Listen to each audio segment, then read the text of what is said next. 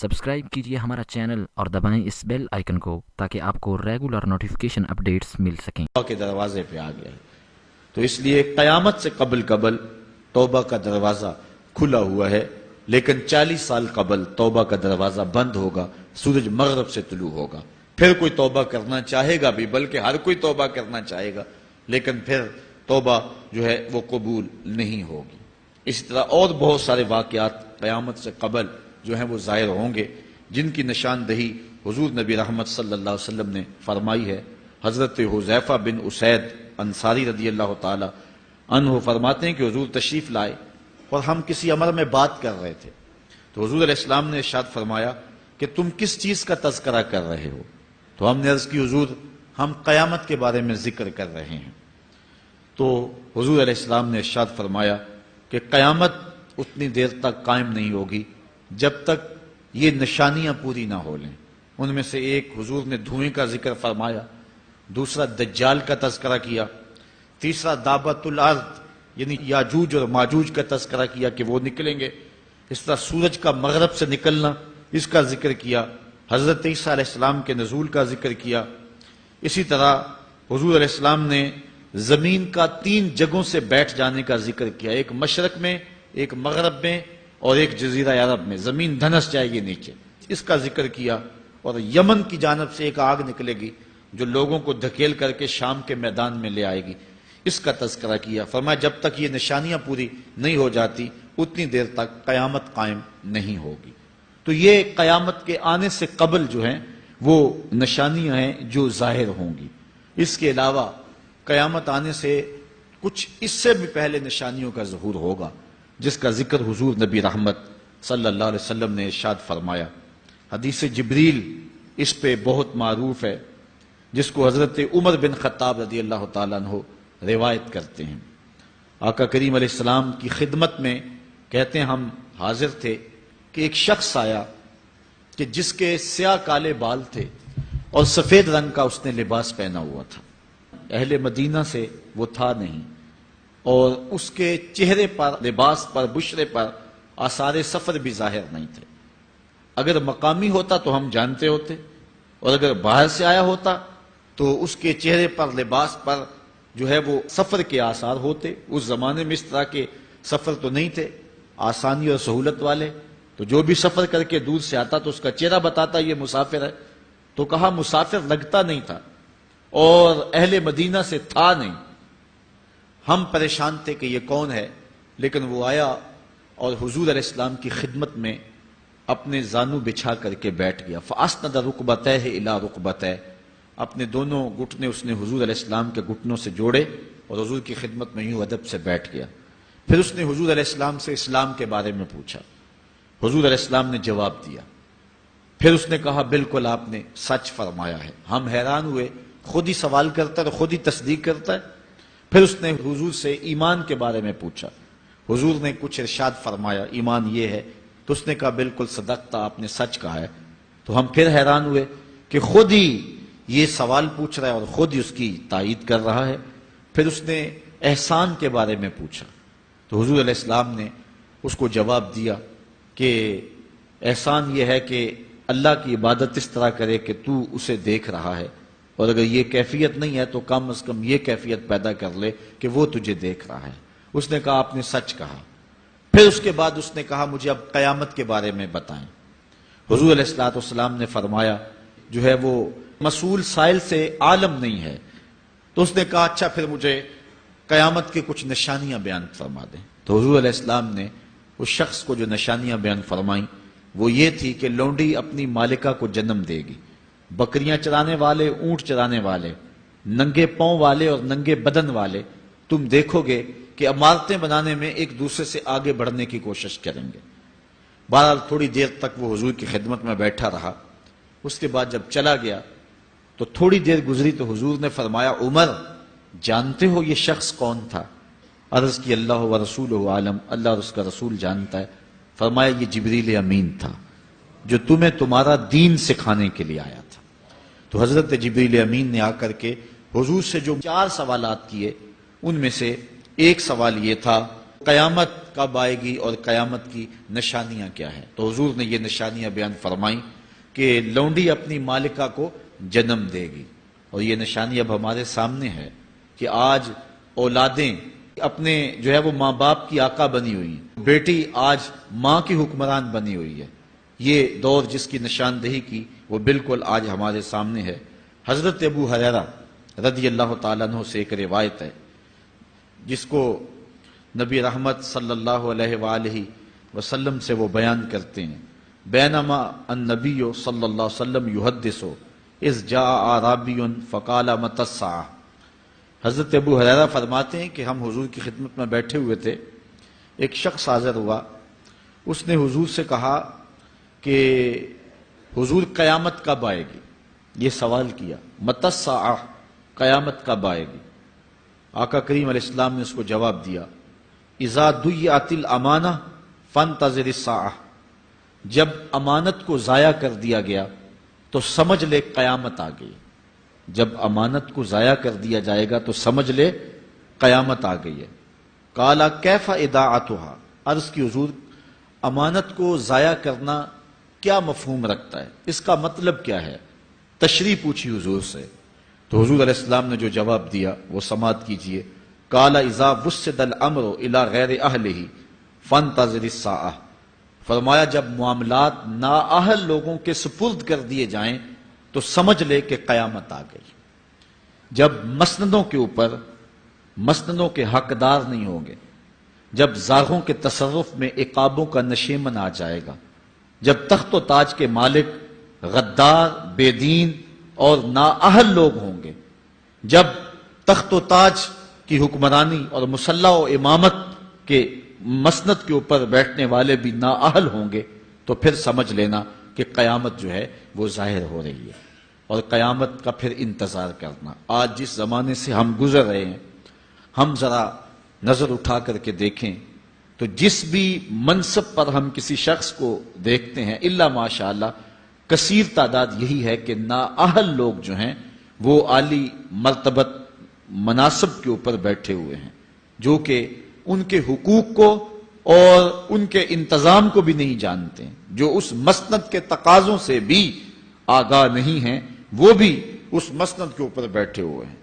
ایک زمانہ تھا، یہ ہمارے بچپن کی کہانی ہے، کہ ایک مرتبہ اسمبلی میں بحث ہوئی آبپاشی کے بارے میں، کہ فصلوں تک معقول پانی نہیں پہنچتا اور جو ہے وہ فصل اچھے طریقے سے جو ہے وہ نہیں اگ پا رہی، اور ہمارا ملک زرعی ملک ہے، تو اس کے بارے میں سوچا جائے۔ تو بہرحال اس پہ جب بحث شروع ہوئی تو ایک رکن اسمبلی اٹھا، اس نے کہا کہ پہلی بات تو یہ ہے کہ فصلوں تک پانی پہنچتا ہی نہیں ہے، اور دوسری بات یہ ہے جو پہنچتا بھی ہے وہ بھی راستے میں جو بجلی والے ہیں وہ بجلی نکال لیتے ہیں، اب وہ بجلی نکل چکی ہوتی ہے پانی سے، اب وہ خالی پانی جو ہے وہ فصلوں کو کیا کرے گا؟ تو جب نااہل لوگ ایسی مسندوں کے اوپر اور ایسے مناصب کے اوپر بیٹھے ہوئے ہوں گے اور ہم لوگ ان کو منتخب کرتے ہیں، تو پھر آپ قیامت کا انتظار کیجئے، پھر قیامت آنے میں کوئی دیر نہیں ہے۔ تو حضور علیہ السلام نے دو لفظوں کے اندر قیامت کے بارے میں یہ بات ارشاد فرما لی۔ یہ میں نے آپ کو اپنے بچپن کی کہانی سنائی ہے، لیکن اس دور کی کوئی ایک کہانی ہو تو میں آپ کے سامنے رکھوں۔ اس دور میں تو جو عالی مرتبت مناصب کے اوپر بیٹھے ہوئے انہیں سورہ فاتحہ تک نہیں آتی، سورہ اخلاص تک نہیں آتی ہے، تو اب بتاؤ کہ یہ قیامت کے قرب کی علامت ہے کہ نہیں ہے؟ آپ دیکھیں جس تخت پہ بھی، جس تاج پہ بھی اور جس مسند اور منصب پہ بھی جو موجود ہے، کیا وہ اس کا حق ادا کر سکتا ہے یا اس کی اہلیت رکھتا ہے؟ وہ کیا کسی شاعر نے کہا تھا کہ ہر شاخ پہ الو بیٹھا ہے، انجام گلستاں کیا ہوگا؟ اور رومی نے اپنے زمانے میں کہا تھا کہ سگ وزیرو گرگ میرو موشرا درباں شود، این ارکان سلطنت ملک را ویراں شود۔ یہ ایک دردناک کہانی ہے، لیکن قیامت کی نشانیوں کے حوالے سے آپ اس بات کو سمجھیں اور حضور علیہ السلام کے فرمان کی روشنی کے اندر ہم اپنے حالات کا جائزہ لیں۔ حضرت انس رضی اللہ تعالی عنہ سے ایک روایت ہے، کہتے ہیں سمیت رسول اللہ صلی اللہ علیہ وسلم یقولو، میں نے حضور علیہ السلام کو فرماتے ہوئے سنا ہے۔ یہ حضرت انس رضی اللہ تعالیٰ عنہ وہ صحابی ہیں جنہوں نے 10 سال تک حضور کی نوکری کی ہے، اور کہتے ہیں 10 سال میں ایک بار بھی ایسا نہیں ہوا کہ حضور نے مجھے اف بھی کہا ہو۔ کہتے ہیں کبھی ایسا ہوتا کہ میرے ہاتھ سے کوئی برتن ٹوٹ جاتا، ازواج مطہرات جو ہیں وہ اس پہ ناراض ہونے لگتی تو حضور علیہ السلام روک دیتے، فرماتے اسے کچھ نہ کہو، اس برتن کی عمر ہی اتنی لکھی ہوئی تھی، یہ اتنے عرصے کے لیے ہی پیدا کیا گیا تھا۔ تو آقا کریم علیہ السلام نے جو ہے وہ ازواج مطہرات کو بھی روکا کہ وہ مجھے جھڑکے نہ۔ خدمت رسول اللہ صلی اللہ علیہ وآلہ وسلم 10 سنین، میں نے پورے 10 سال حضور کی نوکری کی ہے۔ بلکہ جب آپ کہیں گے کہ حضور کے خادم کا نام کیا ہے، سارے صحابی حضور کے خادم ہیں، لیکن نام حضرت انس رضی اللہ تعالی عنہ کا آئے گا، یہ حضور علیہ السلام کے خادم خاص ہیں، اور حضور سے بہت ساری باتیں انہوں نے سنی ہیں۔ تو ان باتوں میں سے ایک بات کہتے ہیں، سمیت رسول اللہ صلی اللہ علیہ وسلم یقولو، میں نے رسول کریم صلی اللہ علیہ وسلم کو کہتے ہوئے سنا، ان من اشراط الساعۃ ان یرفع العلم، قیامت کی نشانیوں میں سے ایک نشانی یہ ہے کہ علم اٹھا لیا جائے گا، جہالت پھیل جائے گی، علم اٹھا لیا جائے گا۔ آج لفظ زیادہ ہو گئے ہیں، انفارمیشن زیادہ ہو گئی ہے، لیکن جس کو علم کہا جاتا ہے، جو مومن کے سینے کا جمال اور نور ہے، آج وہ اٹھا لیا گیا ہے۔ آج لوگ کہتے ہیں جی جتنا علم آج ہے اتنا علم پہلے تو نہیں تھا۔ آج کوئی غزالی دکھاؤ، کوئی رازی دکھاؤ، کوئی رومی دکھاؤ، کوئی احمد بن حنبل جیسا شخص دکھاؤ، کوئی محمد بن حسن شیبانی جیسا شخص دکھاؤ، کوئی امام ابو حنیفہ کے نالین کی خاک جیسا شخص بھی دکھاؤ، تو یہ ایک غلط بات ہے کہ جی پہلے زمانے میں اتنا علم نہیں ہوتا تھا، اب علم بہت زیادہ ہو گیا، جی علم بہت زیادہ پھیل گیا۔ علم نہیں پھیلا ہے، یہ چند معلومات ہیں، انفارمیشن کا دور ہے، اور خبریں ہیں۔ جو علم ہے، جو کہ مومن کے سینے کا جمال ہے اور باطن کا نور ہے، جو زندگی کی راہوں کو اجالتا ہے اور زمانے کو مالک کی دہلیز کے قریب کرتا ہے اور انسان کو انسانیت سکھاتا ہے، وہ علم جو ہے وہ اٹھتا چلا جا رہا ہے۔ اور حضور سے پوچھا گیا کہ حضور علم سینوں سے اچک لیا جائے گا، سینوں سے کھینچ لیا جائے گا؟ فرمایا نہیں، علماء اٹھا لیے جائیں گے۔ جب علماء فوت ہو جائیں گے تو ان کی جگہ اس درجے کے لوگ نہیں آئیں گے، پھر زوال پذیر سلسلے ہوتے چلے جائیں گے، علم اٹھا لیا جائے گا۔ جب سینے علم سے خالی ہو جائیں گے تو پھر قیامت آ جائے گی۔ اس لیے حضور علیہ السلام کا فرمان ہے، کائنات کی ہر شے علماء کی زندگی کی دعائیں مانگتی ہے، حتی الحیتان فی البحر، یہاں تک کہ سمندروں اور دریاؤں کے اندر مچھلیاں بھی علماء کی زندگی کی دعائیں مانگتی ہیں۔ انہیں پتا ہے علماء ہیں تو کائنات مارز وجود میں آئی تو موجود رہے گی، اگر علماء نہیں ہوں گے تو کائنات جو ہے وہ بالکل قیامت کا شکار ہو جائے گی۔ تو پہلی چیز حضور نے ارشاد فرمایا، ان یرفع العلم، علم اٹھا لیا جائے گا، ویکثر الجہل، اور جہالت عام ہو جائے گی۔ علم کی جگہ جو ہے وہ جہالت عام ہو جائے گی۔ آج علماء نہیں رہے ہیں، آج ہم جو ہے وہ انحصار کرنے لگے ہیں چند ٹیلی ویژن چینلوں پہ، اور اس کا نتیجہ کیا ہے کہ مختلف چینلز کے اوپر بیٹھے بہت سارے لوگ گمراہی پھیلا رہے ہیں۔ یہ ایک الگ داستان ہے، ایک الگ کہانی ہے کہ کس طرح سے علم کا گلا گھونٹا جا رہا ہے اور کس طرح جو ہے وہ لوگوں کو گمراہ کیا جا رہا ہے۔ یہ جہالت کی کثرت ہے۔ اور تیسری بات جو حضور نے ارشاد فرمائی، وَيَكْثُرَ الزِّنَا، زنا عام ہو جائے گا۔ نظر کا زنا یہ تو اس زمانے کے اندر برا رہا ہی نہیں ہے، لوگ اس میں کوئی آر ہی نہیں سمجھتے۔ کسی کی بہن اور بیٹی کو دیکھنا اور اپنی آنکھوں کو شہوات سے بھرنا، یہ بندہ محسوس ہی نہیں کرتا ہے۔ حضور علیہ السلام نے ارشاد فرمایا، من زنا زنیا بہی ولو بہی تان دارہی، جس نے زنا کیا یہ عمل اس کے گھر بھی لوٹے گا، اگرچہ وہ اپنی دیواریں اونچی اونچی کیوں نہیں کر لیتا۔ اگر آج کوئی کسی کی بہن بیٹی پر اپنی نظروں کو غلیظ کرتا ہے تو وہ یہ کیسے کہہ سکتا ہے کہ میری بہن اور میری بیٹی کسی کی گندی نظروں کا شکار نہیں ہوگی؟ یہ مقافات عمل ہیں۔ گندم از گندم بروید جو سے جو، از مقافات عمل غافل مشو۔ اس لیے بدکاری پھیل جائے گی، نظر کی بدکاری اور ہر طرح کی بدکاری، اور یہ اتنا برا اور کبھی کام ہے کہ اللہ تعالیٰ جل شانہ نے قرآن مجید میں اسے کھلی بے حیائی قرار دیا ہے۔ آج میڈیا کے ذریعے، آج انٹرنیٹ کے ذریعے، اور یہ جو موبائل پیکج کی مصیبت نکلی ہے، اس سے معاشرے کا امن خراب ہو گیا اور معاشرے کے اندر حیا کا جوہر جو ہے وہ لوٹ لیا گیا ہے۔ اپنی نسلوں کی حفاظت کریں، ان کے ہاتھوں سے جو ہے وہ ناول چھینیں، اور ان کے ہاتھوں سے جو ہے وہ اس طرح کی مخرب اخلاق سیڈیز چھین لیں، اور ان کے ہاتھوں میں اللہ کا قرآن دیں اور رسول کریم علیہ السلام کی احادیث تھمائیں، اور ان کو راہ حق کا مسافر بنائیں۔ یہ ذمہ داری ہے والدین کی۔ کل قیامت کے دن ایک عورت 4 مردوں کو جہنم میں لے جائے گی۔ عرض کیا گیا وہ کیسے؟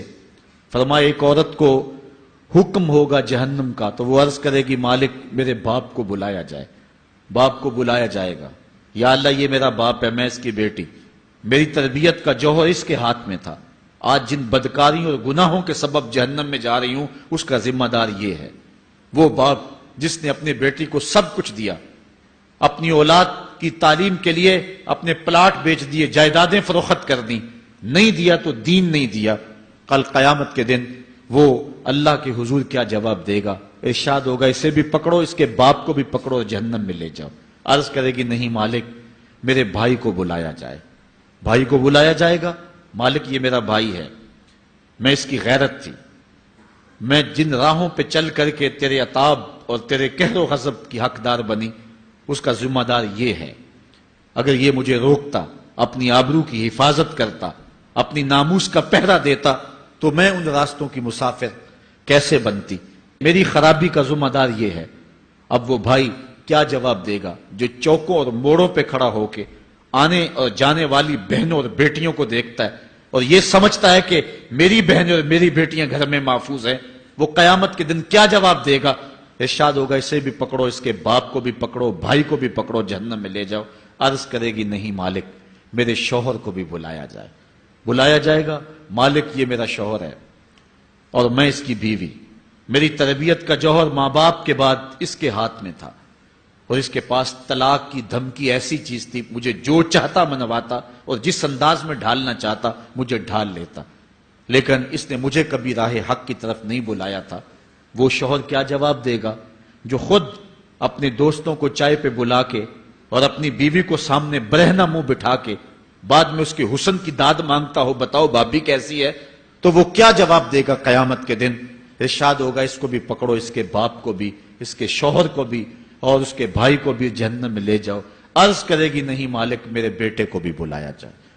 بیٹے کو بلایا جائے گا، مالک یہ میرا بیٹا ہے، میں اس کی ماں ہوں، میرے سینے میں اس کے لیے تڑپتی ہوئی ممتا تو نے رکھی تھی، یہ روٹھ جاتا تو زندگی اجاڑ ہو جاتی، جو بھی چاہتا ضد کر کے منوا لیتا، مجھے کسی کے گھر کے برتن بھی مانجنے پڑے تو میں نے اس سے بھی گریز نہیں کیا، اس کی ہر فرمائش کو پورا کیا، اپنا زیور بیچ کے اس کی تعلیم مکمل کروائی۔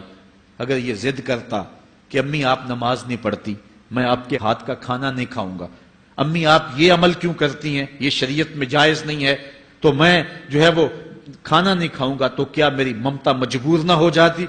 اس نے ساری زندگی کیا مجھے اس کے بارے میں کوئی کہا تھا، نیکی کی طرف بلایا تھا، بدی سے روکا تھا؟ جس بیٹے نے اپنی ماں سے ہر ضد پوری کروائی ہو تو اس نے صرف دین کے بارے میں کوئی ضد نہیں کی ہے، تو وہ کل قیامت کے دن کیا جواب ہوگا؟ ارشاد ہوگا اسے بھی پکڑو، اس کے باپ کو بھی پکڑو، اس کے خاوند کو بھی پکڑو، بھائی کو بھی پکڑو، بیٹے کو بھی پکڑو، اور پانچوں کو گھسیٹ کے جہنم میں لے جاؤ۔ فرمایا ایک عورت 4 مردوں کو قیامت کے دن جہنم میں لے جائے گی۔ اس لیے میں اور آپ آج دیکھ لیں کہ ہمارا آخرت کا معاملہ کیا ہونے والا ہے اور ہم نے اس دنیا کے اندر کس طرح اپنی حفاظت کرنی ہے۔ چوتھی چیز جو حضور نے ارشاد فرمائی، وَيَكْسُرَ شُرْبَ الْخَمْرِ، اور شراب پینا عام ہو جائے گا۔ یہ قرب قیامت کی علامت ہے۔ آج ہماری ایلیٹ کلاس میں اور ہمارے آیان حکومت، آیان سلطنت اور سیاستدانوں اور جو ہے وہ عالی نسب خاندان جو شمار کیے جاتے ہیں، ان میں شراب پانی کی طرح سمجھی جاتی ہے، اور آج ہمارے ملک کے اندر جو ہے وہ کتنے شراب خانے موجود ہیں اور کتنے ٹنوں کے حساب سے جو ہے وہ بیرون ملک سے شراب درآمد کی جاتی ہے۔ یہ قرب قیامت کی نشانی ہے کہ شراب عام ہو جائے گی۔ ایک روایت میں آتا ہے شارب الخمر کعابد الوثن، شراب پینے والا بت پوجنے والے کی طرح ہے۔ کتنا سخت فرمایا گیا، اور کل قیامت کے دن سخت رسوا ہوگا جو دنیا کے اوپر شراب پیتا رہا ہوگا۔ اللہ تعالی ہم سب کو محفوظ فرمائے۔ وَيَكِلَّ الرِّجَالِ وَيَكْسُرُ النِّسَاءَ، اور ایک نشانی حضور نے یہ ارشاد فرمائی کہ مرد تھوڑے ہو جائیں گے اور عورتیں زیادہ ہو جائیں گی۔ ایک تو عورتوں کی افزائش زیادہ ہوگی، اور دوسری بات مختلف ہنگاموں میں، حادثات میں اور جنگوں میں مرد قتل کر دیے جائیں گے اور عورتیں زیادہ ہو جائیں گی، یہاں تک کہ حضور نے فرمایا حتی یکونا ل50 امراتن القیم الواحد، یہاں تک کہ 50 عورتوں کا ایک مرد منتظم ہوگا۔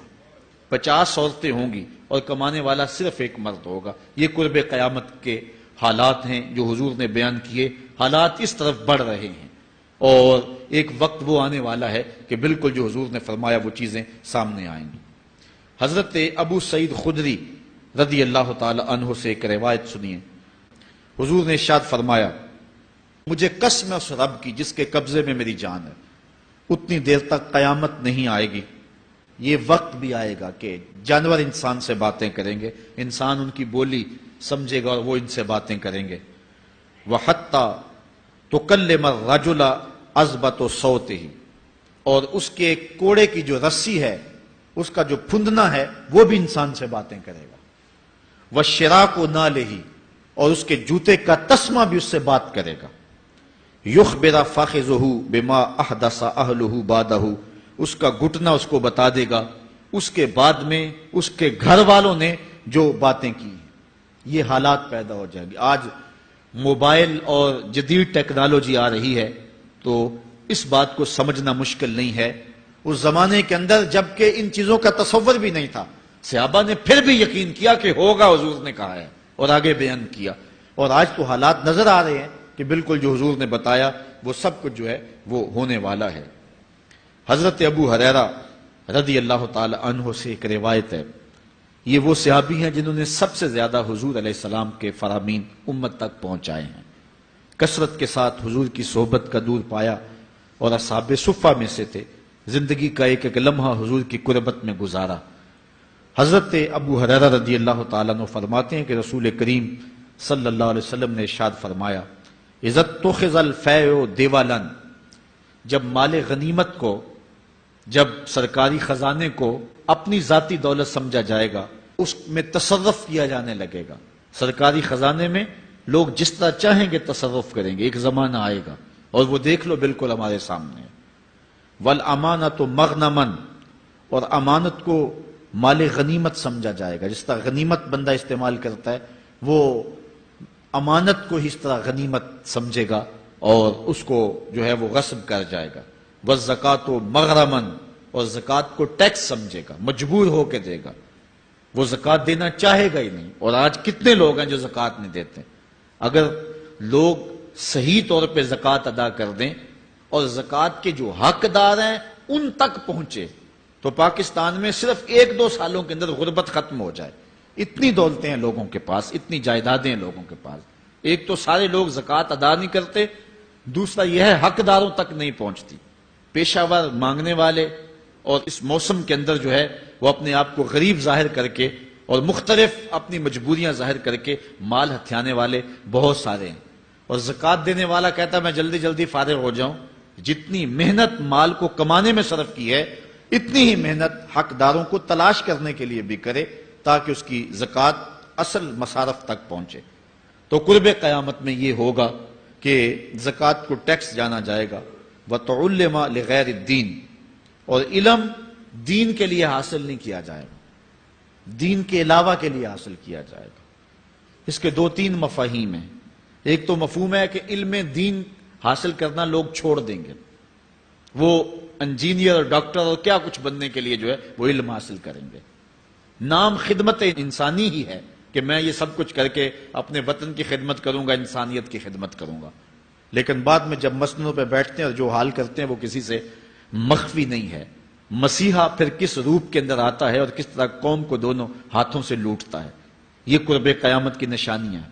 ہر بندہ جو ہے وہ علم تعلیم حاصل اچھا انسان بننے کے لیے نہیں، با کردار شخص بننے کے لیے نہیں، اچھا مومن بننے کے لیے نہیں، صالح فرد بننے کے لیے نہیں، بلکہ کمائی کرنے کے لیے، زیادہ سے زیادہ پیسے کمانے کے لیے وہ علم حاصل کرے گا۔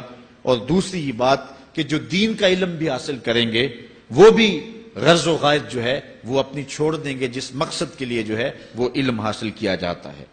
اور یہ قرب قیامت کی نشانی جو حضور نے بیان کی، یہ بھی ہم اپنے زمانے میں دیکھ رہے ہیں۔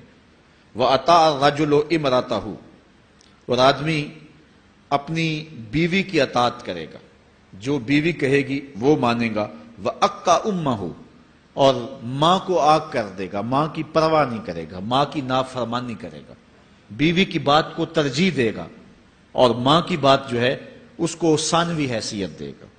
بہت بدبخت تو ایسے ہیں کہ جو ماں باپ کو ویسے ہی دقیانوسی کا تانا دے کے کہتے ہیں تمہیں تو پتہ ہی نہیں کسی بات کا، دنیا کہاں چلی گئی، اور ان کی کسی بات کو، کسی مشورے کو اور کسی حکم کو کوئی ترجیح نہیں دیتے۔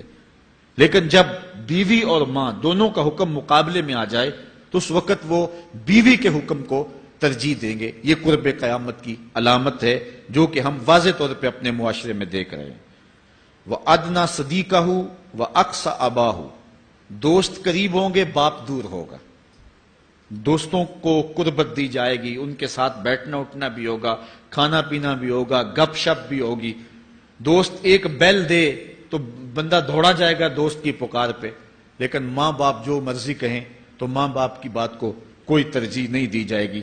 یہ قرب قیامت کی نشانیوں میں سے ایک نشانی ہے، اور اس وجہ سے آج لوگ محروم ہو گئے ہیں اور گھروں میں برکت نہیں رہی۔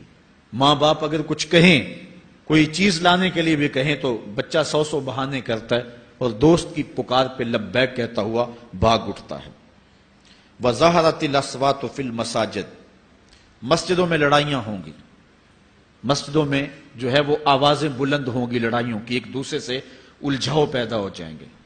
آج ہماری مسجدوں میں پنکھا بند کرنے سے لڑائیاں شروع ہو جاتی ہیں۔ یہ بالکل آپ کے قریب ایک شہر میں ہوا ہے، ایک آدمی قتل ہو گیا صرف اس معاملے میں کہ وہ ایک کہہ رہا تھا کہ لائٹ بند کر دو، اور دوسرے نے کہا کہ میں نماز پڑھ رہا ہوں تو تم نے مجھے دیکھا نہیں، اور اس بات پہ لڑائی شروع ہوئی، حتیٰ کہ فائرنگ تک نوبت پہنچی، اور ایک آدمی جو ہے وہ قتل ہو گیا۔ آپ نے اخبارات میں پڑھا ہوگا۔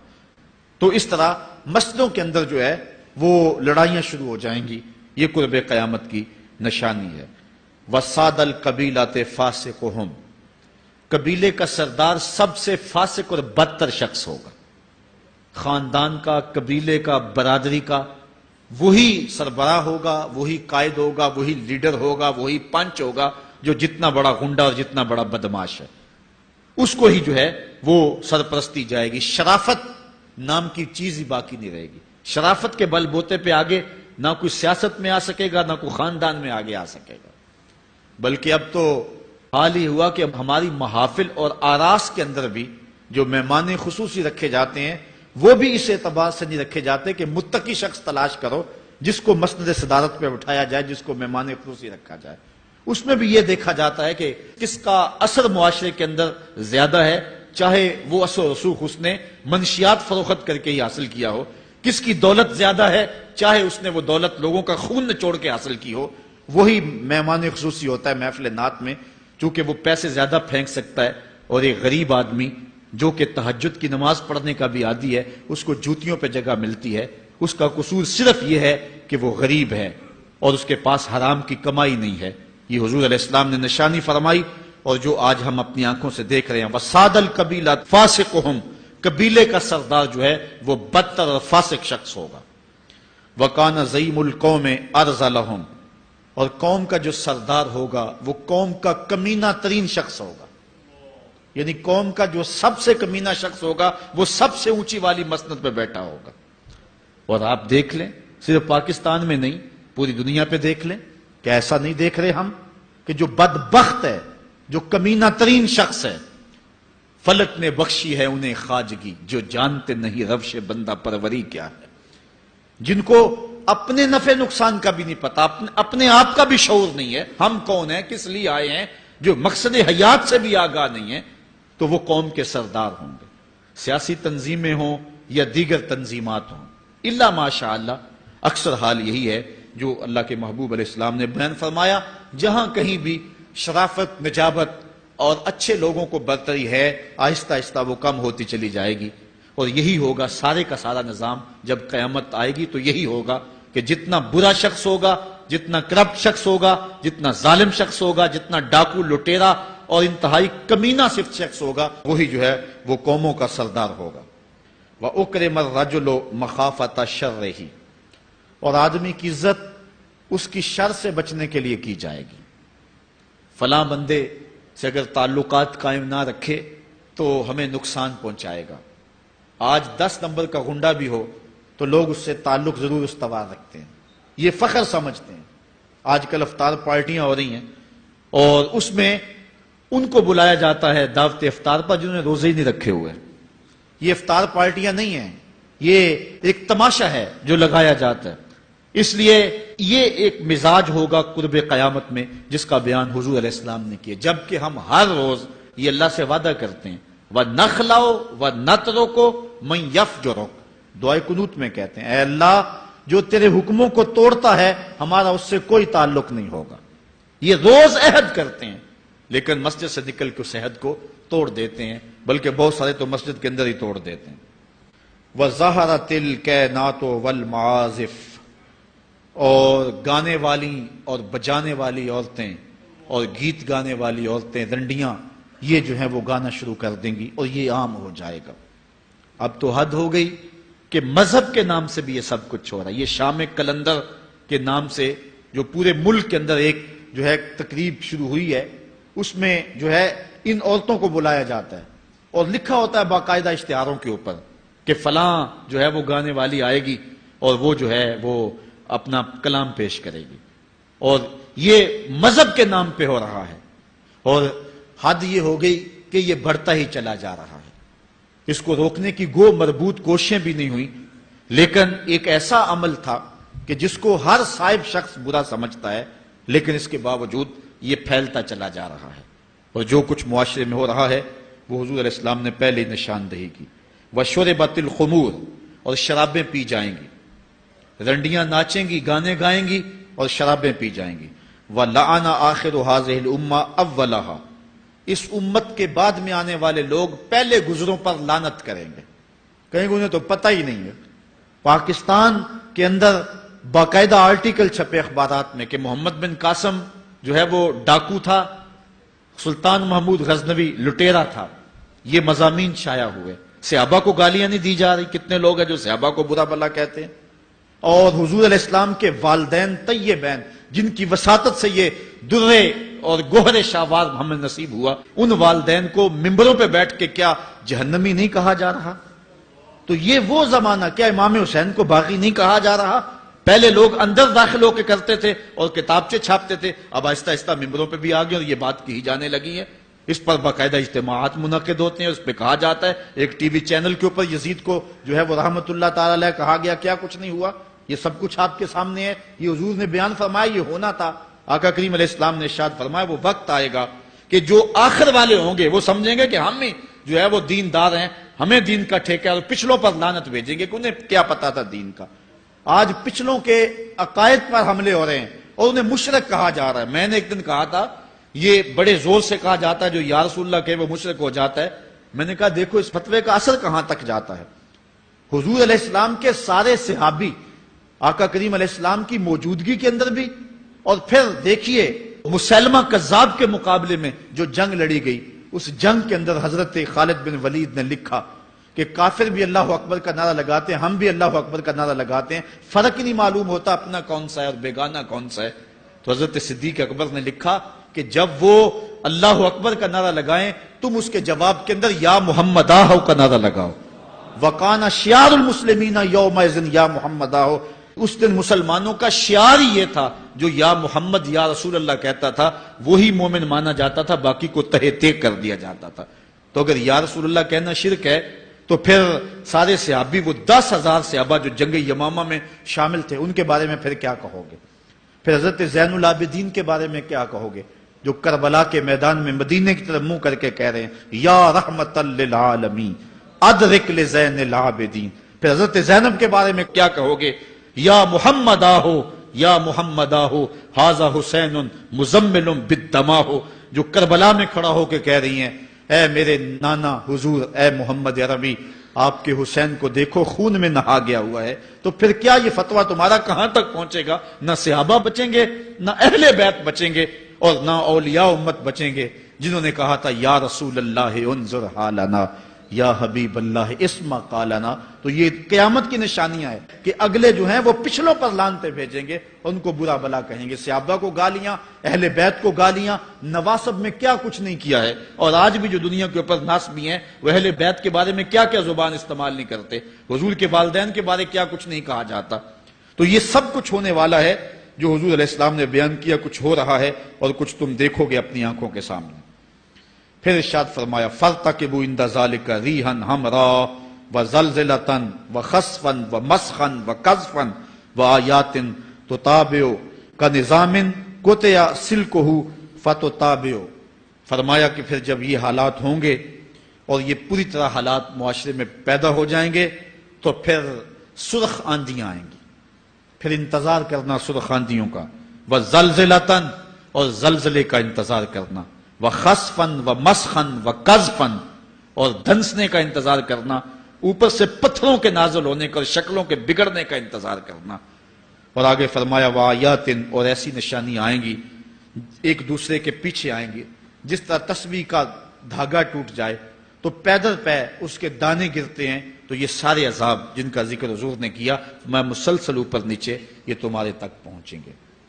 حضرت انس رضی اللہ تعالیٰ عنہ سے ایک اور روایت لیتے ہیں، حضور علیہ السلام نے ارشاد فرمایا لا تقوم الساعة حتى يتقارب الزمان فتكون السنة كالشهر والشهر كالجمعة وتكون الجمعة كاليوم ويكون اليوم كالساعة وتكون الساعة كالدرمة بالنار.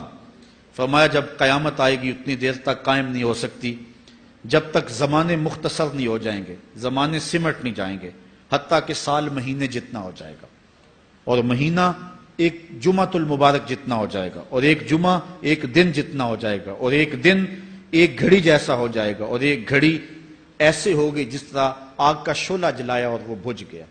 اور آج آپ دیکھ نہیں رہے کہ دن کتنی جلدی گزرتا. کسی زمانے میں ہم گرمیوں کی چھٹیاں کاٹتے تھے تو گزرتی نہیں ہوتی تھی گرمیوں کی چھٹیاں، لیکن آج آپ دیکھیں یہ دوپہر نہیں گزرتی ہوتی تھی. رمضان المبارک گرمیوں کے روزے جب ہمارے بچپن میں آئے تھے تو دوپہر نہیں گزرتی ہوتی تھی، لیکن آج وہی گرمیاں ہیں، لیکن ادھر سے سورج طلوع ہوتا ہے ادھر سے غروب ہو جاتا ہے. وقت سمٹ گئے، زمانے سمٹ گئے، اور یہ قرب قیامت کی نشانیاں ہیں. خرابی اتنی زیادہ ہوگی. حضور نے ارشاد فرمایا حضرت ابو ہریرہ سے ہے، آدمی گزرے گا اور ایک پرانی سی قبر دیکھے گا اور کہے گا وَيَقُولُ يَا لَيْتَنِي كُنْتُ مَكَانَ صَاحِبِ هَذَا الْقَبْرِ وَلَيْسَ بِهِ الدِّينُ إِلَّا الْبَلَاغُ. فرمایا انسان قبر کے قریب سے گزرے گا تو گزرتے ہوئے وہ ٹھنڈی آہ بھر کے کہے گا کاش کہ اس قبر کا مکین میں ہوتا. اور فرمایا دین سوائے آزمائش کے اور کچھ نہیں رہ جائے گا. یہ قرب قیامت کی وہ نشانیاں ہیں جو حضور علیہ السلام نے بیان کی. ایک اور نشانی حضور علیہ السلام نے بیان فرمائی کہ قرب قیامت کے اندر دین کا کام بھی درہم و دینار سے ہوگا. اس کے دو مفاہیم ہیں. ایک مفہوم تو یہ ہے کہ دین کا کام کرنے والے بھی پیسے ٹگے کے بغیر جو ہے وہ ایک قدم نہیں چلیں گے. کیا آج 2-2, 3-3 لاکھ روپے نعت پڑھنے کے نعت خواں وصول ہم سے نہیں کر رہے؟ اور آج جو ہے وہ کیا دین کوڑیوں کے عوض بیچا نہیں جا رہا؟ آج گھر نکلنے سے قبل طے نہیں کیا جاتا کتنے اب دو گے، کتنے واپسی پہ دو گے اور کتنے اوپر نچھاور کرو گے؟ دین کیا کوڑیوں کے عوض اور پیسے کے عوض بیچا نہیں جا رہا؟ ایک اس کا مفہوم یہ ہے. اور دوسرا مفہوم اس کا یہ ہے قرب قیامت میں اگر کوئی دین کا کام کرنا بھی چاہے گا تو درہم و دینار کے بغیر نہیں ہو سکے گا. یعنی اس کو ضرورت ہوگی کہ میرے پاس مال ہو، حالات ہوں اور میں دین کا کام کروں. اگر اس کے پاس حالات نہیں ہوں گے تو دین کا کام اس کے لیے کرنا مشکل ہو جائے گا. جس طرح کسی زمانے میں علماء برگد کی چھاؤں میں بیٹھ کے اور لوگ ان کے پاس بھی آ گئے، کوئی وسائل کی ضرورت نہیں تھی، وہ پڑھا سکتے تھے، لوگ بیٹھ گئے. امام محمد بن حسن الشیبانی جب پڑھانے بیٹھے تو آپ کی مجلس میں جو لوگ آ کے سیکھتے تھے وہ تعداد ان کی تو بہت ساری تھی، لیکن جو باقاعدہ آپ کی باتوں کو لکھتے تھے وہ 4000 لوگ تھے. 4000 کلمے اور دواتیں حضرت امام محمد بن حسن شیبانی کی مجلس کے اندر پڑی ہوا کرتی تھی. اور باقی جو لوگ تھے حضرت غوث اعظم سیدنا شیخ عبد القادر جیلانی علیہ رحمہ، آپ جب تشریف لائے ملا علی قاری نے نزہۃ الخاطر الفاطر فی مناقب شیخ عبد القادر میں لکھا ہے کہ آپ کی ایک ایک مجلس کے اندر 70,000 لوگوں کا اجتماع ہوا کرتا. آج تھوڑے لوگ اکٹھے ہو جائیں تو ہم خوش بھی ہوتے ہیں اور حیران بھی ہوتے ہیں، اتنے لوگ اکٹھے ہو گئے۔ میاں ضرورت ہے لوگوں کی کہ وہ دین سیکھیں، وہ جائیں ایسی مجالس کے اندر، لیکن لوگ سمٹ جائیں گے، نہیں جائیں گے۔ وسائل کی ضرورت ہوگی، وہ برگد کے درخت کے نیچے بیٹھ کر کے بھی لوگ جو ہیں وہ علم کا چراغ روشن کرتے تھے۔ جب لارڈ میکالے نے نصاب تعلیم مرتب کیا اور درس نظامی کو اور جو ہے عصری علوم کو الگ کر دیا، تو یہ علماء ہی تھے کہ جنہوں نے برگد کے درخت کے نیچے، پیپل کے درخت کے نیچے بیٹھ کر کے علم کے چراغ کو روشن رکھا۔ لیکن آج اگر تم ایسا کرنا چاہو گے تو کیا ممکن ہوگا کہ اس چراغ کو تم روشن رکھ لو؟ آج وسائل کی بہر صورت ضرورت ہے، اور آج سے صدیوں قبل علماء نے یہ فتویٰ دیا تھا کہ صدقہ کرنا، زکوٰۃ ادا کرنا یا دیگر امور خیر میں خرچ کرنا بڑا نیکی کا کام ہے، لیکن سب سے بڑا نیکی کا کام اس دور کے اندر آج سے قبل علماء نے فتویٰ دیا تھا کہ دین کے طالب علموں پہ خرچ کرنا ہے۔ ان پہ اگر خرچ کریں گے تو یہ وہ ایک ایسا موقع ہے کہ جس سے آپ جو ہے وہ حقدار تک حق بھی پہنچا لیں گے۔ اس ویڈیو کو شیئر ضرور کیجئے، ہو سکتا ہے آپ کے ایک شیئر سے یہ بات کسی کے دل میں اتر جائے۔ جزاک اللہ۔